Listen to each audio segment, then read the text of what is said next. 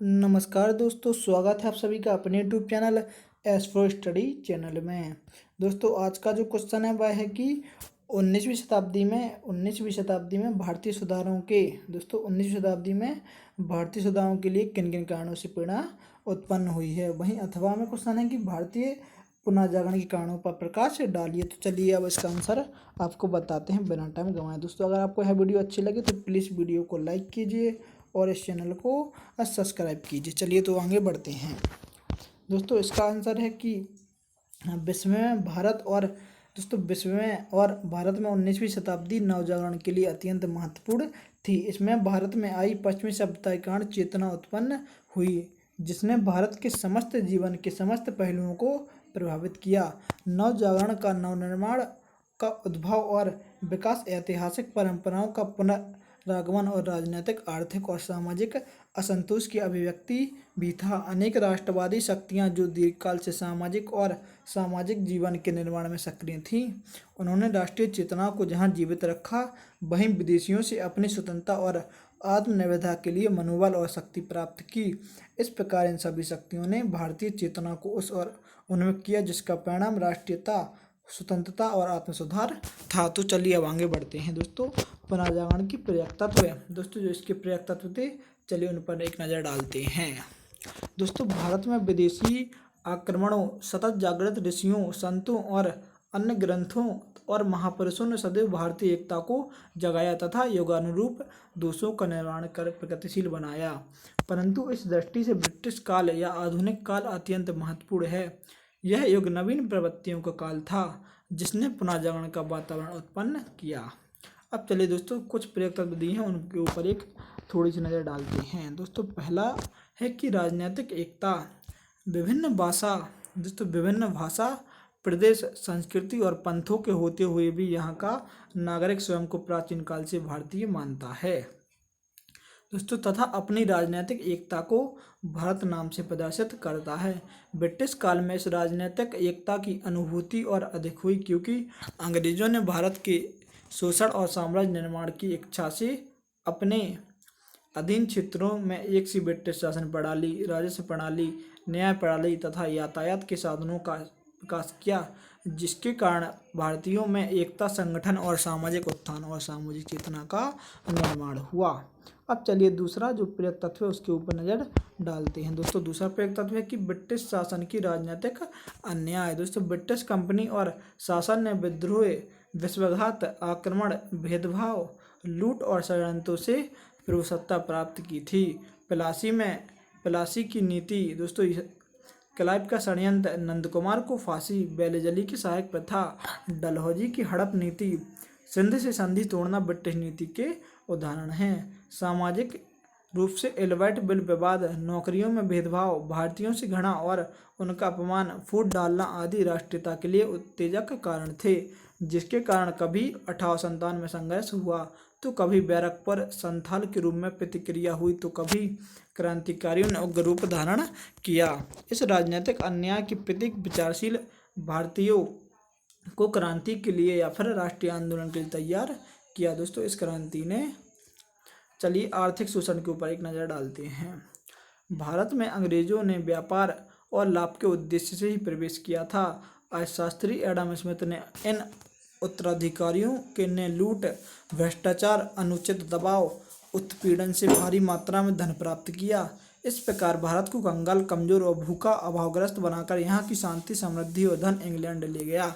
विश्व में सर्वाधिक भ्रष्टाचारी इंग्लैंड के अपराधों के लिए कुख्यात क्लाइव की जालसाजी, हेस्टिंग की चीटिंग से भारी धन वसूली, अवध की विधवा बेगमों से जबरदस्ती धन वसूली, बेलेजली के द्वारा नवाबों से वसूली और भारतीय राजाओं और नवाबों की पेंशन बंदी इतिहास की प्रसिद्ध घटनाएं हैं, जिन्होंने भारतीयों के असंतोष को घनीभूत किया और जिसका प्रकटीकरण विभिन्न समयों पर हुआ। दोस्तों, जैसा कि पहले हमारे पूर्वजों पर जो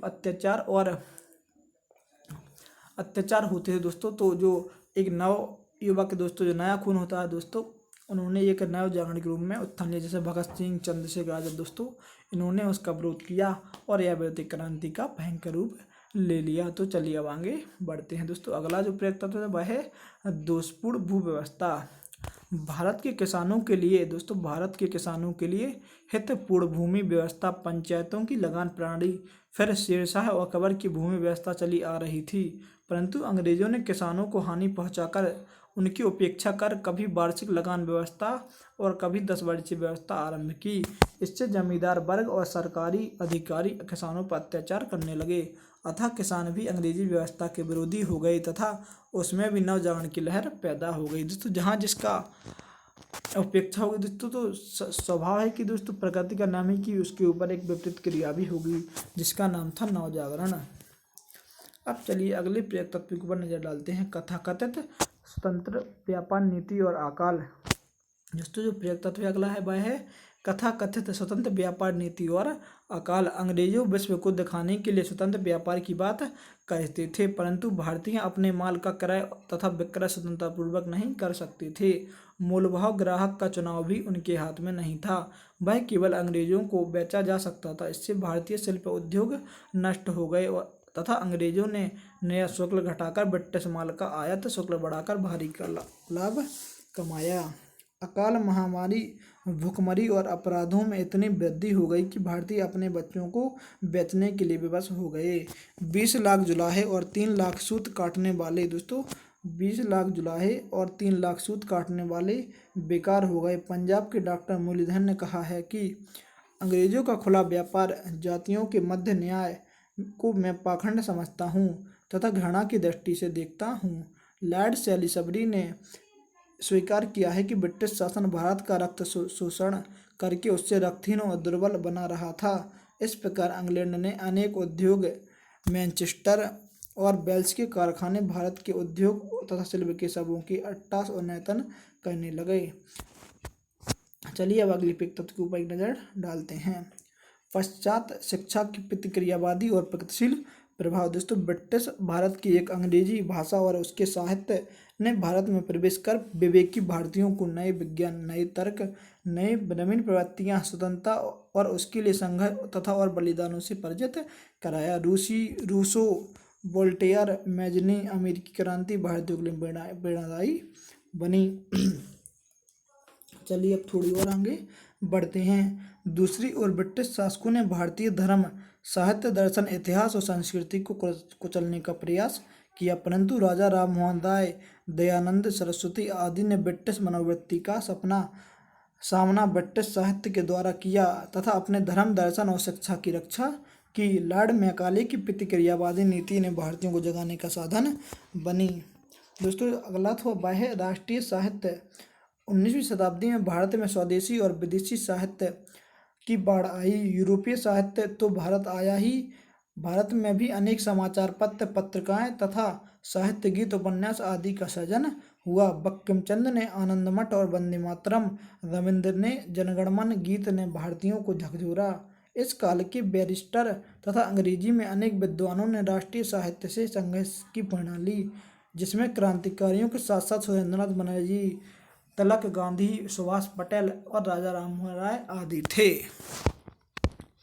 चलिए आगे बढ़ते हैं। दोस्तों, अगला है राजा राम मोहन राय ने 1821 में संवाद कौमुदी, द्वारकानाथ प्रसन्न कुमार ने बंगदूत का प्रकाशन आरंभ किया। अमृत बाजार पत्रिका, पायोनियर, मद्रास मेल और स्टेटमैन भी प्रकाशित हुए, जिससे स्वतंत्रता की मुक्ति का संदेश मिला। अब चलिए दोस्तों अगले प्रेरक तत्व के ऊपर नज़र डालते हैं। इस शताब्दी में भारत में पुनरुत्थान आंदोलन का उदय हुआ। उन्होंने हिंदू समाज के दोषों, हीन भावना, अंधविश्वासों को दूर कर प्रगति, एकता, संगठन, स्वतंत्रता का संदेश दिया। ब्रह्म समाज, आर्य समाज, रामकृष्ण मिशन, सियालकोट अलीगढ़ आंदोलन, देवगढ़ आंदोलन, हिंद सभा का पुनर्जागरण के उद्देश्यों का बड़ी कुशलता से पूरा किया। चलिए दोस्तों आगे बढ़ते हैं। धर्म परिवर्तन और ईसाई धर्म का प्रचार। भारत में किसी भी ईसाई पंथ या चर्च के व्यक्ति आए, सभी ने ब्रिटिश सरकार की मदद से लोभ, भय और आक्रमण से भारतीयों को सनातन धर्म छोड़ ईसाई बनाया। फिर उनको साधन बनाकर राजनीति, आर्थिक और साम्राज्य विस्तार के उद्देश्य पूरे किए। नागालैंड, झारखंड, गुजरात, मद्रास आदि में हिंदू से ईसाई बनाए गए।